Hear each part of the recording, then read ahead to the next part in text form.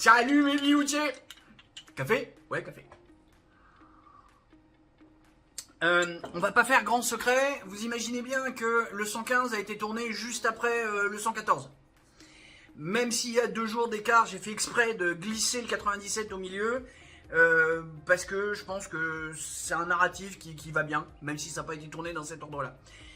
Un autre gars que, justement, dans le 114, je vous expliquais que machin, un autre gars avec qui je suis encore plus souvent d'accord, mais qui n'est pas un homme politique, Rémi de Juste Milieu. Depuis dans les débuts, j'avais des gros points de désaccord avec lui. À des moments, j'étais là, ouais, machin, non, Rémi, ça. Et puis un jour, j'ai eu le déclic. Rémi, il te force à penser contre toi-même pour arriver à argumenter, à avoir quelque chose de solide, tu vois. Là, il nous a fait un truc justement qui est la continuité de l'épisode 114 en fait, parce que le sujet est toujours le même. La guerre en Russie, la déclaration de dingo du général Mandon. Au passage, l'autre jour, je surfe sur Partout sur Twitter. X, tu veux dire? Je refuse de dire X, c'est Twitter. et je vois sa tête, je regarde vite, il n'y avait pas le son, je reviens, je fais merde, c'est Oudéa Castéra? Non, c'était lui. Ils ont une expression faciale bref, bon voilà, vous en faites ce que vous en voulez.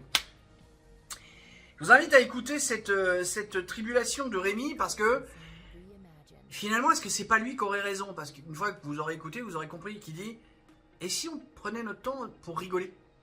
Si au lieu de oh là là, t'as vu Mandon, il a dit ça, c'est grave si on faisait. Ah oui, t'es sérieux là Fabien? Fabrice? Je sais même plus. Oui, parce qu'il l'appelle Fabrice. Non, c'est Fabien Mandon. Bref. Mais tu vois, c'est. Oh, t'es sérieux, machin? Et en fait, comme il explique dans son truc, imagine, il y a les mecs du gouvernement qui viennent pendant le Covid, là, qui t'annoncent des machins sérieux, et que t'as 50 journalistes dans la salle qui vont super drôle ta blague, bien. Bon, je le raconte moins bien, puis moi j'ai pas 50 minutes, et puis j'ai pas 417 000 abonnés, mais vraiment, allez voir ce que raconte Rémi. C'est vrai que je fais vraiment de la pub pour les autres, et pas pour moi, mais en même temps, c'est ça qui est chiant, parce que il y a des mecs comme Rémi ou comme Philippot, ils ont les raisonnements que je voudrais avoir. Sauf qu'ils les sortent plus vite que moi, et... je sais pas. Bon, tout ça pour dire que il faudrait peut-être se décider à lâcher prise, comme diraient les autres.